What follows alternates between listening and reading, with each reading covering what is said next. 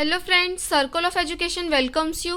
Victorian author की series में हम मैथ्यू आर्नोल्ड कर रहे हैं, जिसमें इनकी बायोग्राफी को बहुत ही अच्छे से डिटेल में हम कवर कर चुके हैं। अगर आपने अब तक वो वीडियो नहीं देखी है तो चैनल की प्लेलिस्ट में जाकर के चेक कर लें। आपके एग्ज़ाम के लिए बहुत ज़रूरी होने वाली वीडियोज़ हैं। फ्रेंड्स, अगर आपके सिलेबस में कोई भी ऑथर दिया है तो आपको उनकी बायोग्राफी को इग्नोर नहीं करना है। अक्सर एग्ज़ाम में क्वेश्चन बायोग्राफी से बन जाते हैं। तो लास्ट वीडियो में हम बहुत ही डिटेल में बायोग्राफी कवर कर चुके हैं। आज की इस वीडियो में हम इनकी जो वर्क लिस्ट है, जो भी इनकी पोएट्री कलेक्शन है, पोएम्स हैं, क्रिटिसिज्म का वर्क है, उसकी एक लिस्ट देखेंगे आज। और अपकमिंग वीडियोस में जो भी इनके मेजर वर्क हैं, जिसमें से अक्सर एग्जाम में क्वेश्चन बन जाते हैं, उनको डिटेल में डिस्कस करते हुए चलेंगे। तो अगर आपको सीरीज़ पसंद आ रही है, नोट्स समझ आ रहे हैं, तो वीडियोस को लाइक करें। आपके जो भी ओपिनियन है कमेंट सेक्शन में रखें, और अगर आप चैनल पर नए हैं तो चैनल को सब्सक्राइब करें। चलिए आज की इस वीडियो को हम शुरू करते हैं। तो 1849 में इनका पहला वॉल्यूम आया था पोइट्री का, the strayed reveller and other poems. इसके अंदर जो फेमस पोएम्स थी, the 4 second merman, the sick king in Bukhara. 1852 में इनकी सेकंड वॉल्यूम ऑफ पोइट्री आई थी, Empedocles on Etna and other poems, जिसके अंदर पोएम्स थी the buried life, Empedocles on Etna, lines in Kensington garden, Tristram and Iseult, summer night, Switzerland to Margaret.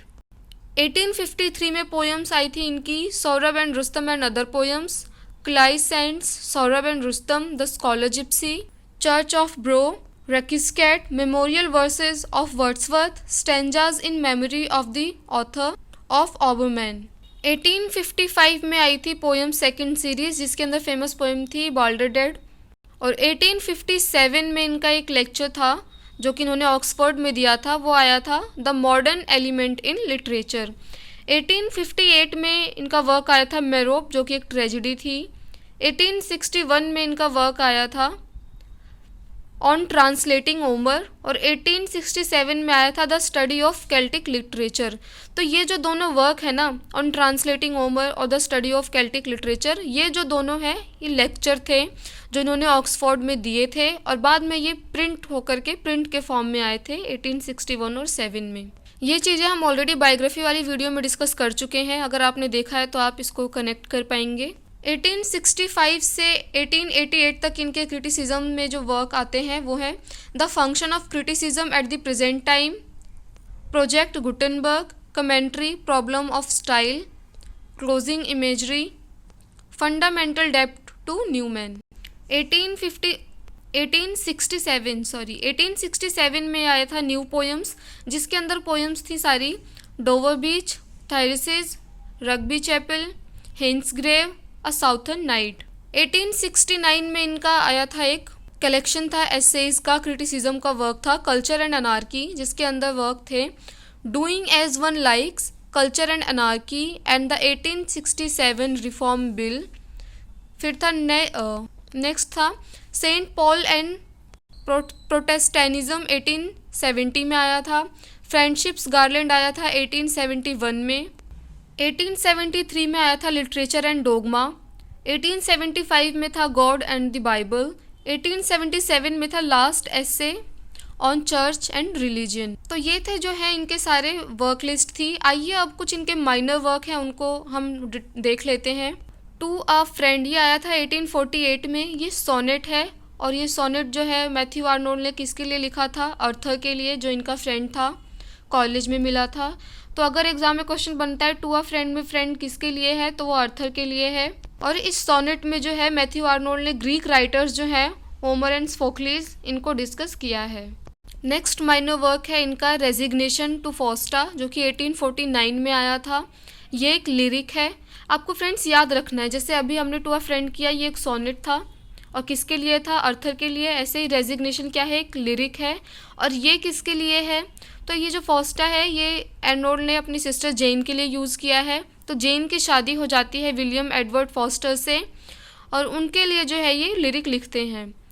तो इस lyric में ना लेडी को रेफ़र किया है इन्होंने के इनिशियल यूज़ करके। तो अगर एग्ज़ाम में क्वेश्चन बनता है कि के जो है किसके लिए यूज़ हुआ है, तो आपको आंसर रखना है एक लेडी के लिए जो कि उनके सिस्टर हैं जेन। तो तो ये जब लेटर लिखते हैं ना तो उस लेटर में के इनिशियल यूज़ करते हैं। 1849 में इनका वर्क आता है, सोनेट आता है, इम्पॉर्टेंट है, अक्सर एग्जाम में क्वेश्चन बन जाते हैं कि शेक्सपियर सोनेट किसने लिखा है, तो वो मैथ्यू आर्नोल्ड ने लिखा है 1849 में। इसको लिखा गया था 1844 में ही, लेकिन ये पब्लिश 1849 में हुआ था। और ये किसके अंडर आया था? फर्स्ट वॉल्यूम ऑफ पोएट्री जो थी ना इनकी, the strayed reveller and other poems, उसमें पब्लिश हुआ था। और ये जो है पोएम ये भेजते हैं अपनी सिस्टर जेन को एक लेटर में, और लेटर में के लिखते हैं, जैसा कि अभी हमने जिक्र किया था। तो इस सोनेट में जो है आर्नोल्ड जो है ट्रिब्यूट पे करते हैं शेक्सपियर को, श्रद्धांजलि देते हैं और लिखते हैं Shakespeare is self schooled, self scanned, self honoured and self secure. तो अगर एग्ज़ाम में आपको ये दिखते हैं वर्ड यूज़ किए हुए, किसने किया है? तो मैथ्यू आर्नोल्ड ने किया है। किस में किया है? सोनेट में किया है। और किसके लिए बोला है? शेक्सपियर के लिए। ये तो आप समझ ही जाएंगे कि शेक्सपियर जो है सेल्फ स्कूल्ड है, मतलब उनकी जो नॉलेज है वो खुद से ही है, सेल्फ स्कैंड है, वो खुद ही लिखते हैं, खुद ही अपनी चीज़ों को जो है वो इन्वेंट करते हैं, सेल्फ ऑनर्ड हैं, सेल्फ सिक्योर हैं। तो ये जो सोनेट है ये स्टार्ट होता है, कई बार एग्ज़ाम में फर्स्ट लाइन जो है पूछ ली जाती है, तो हम देख लेते हैं ताकि समझ आ जाए। Others abide our question, thou art free. We ask and ask, thou smilest and art still out topping knowledge. और आगे लिखते हैं all pains the immortal spirit must endure, all weakness which impairs all griefs which now how finds their soul speech in that victorious brow. मतलब Shakespeare को इन्होंने बहुत ज़्यादा ऊंचा दिखाया है, उनको सेल्फ स्कूल, सेल्फ स्कैंड बोला है, और साथ ही में उन्होंने ये भी बोलने की कोशिश की है कि जो ह्यूमन की जो पेन होता है, सफरिंग होता है, जो नेचर होता है, वो इमोशंस में कैसा फील कर रहा है, ये सब फील करना जो है वो सबके बस की बात नहीं होती है। शेक्सपियर क्योंकि ट्रेजेडीज़ लिखते थे और उस ट्रेजेडीज़ में ये बहुत ज़्यादा गहराई से उन इमोशंस को, सफरिंग को, पेन को दिखा पाते थे। तो आज की इस वीडियो को हम यही कंप्लीट करते हैं। अपकमिंग वीडियोस में और जो इनके मेजर वर्क है, माइनर वर्क हैं, जो अक्सर एग्ज़ाम में आ जाते हैं, उनको हम डिटेल में डिस्कस करते हुए चलेंगे। तो अगर आपको वीडियो पसंद आई है तो लाइक करें, अपने ओपिनियन कमेंट सेक्शन में रखें, चैनल पे नए हैं तो चैनल को सब्सक्राइब करें। Thanks for watching this video.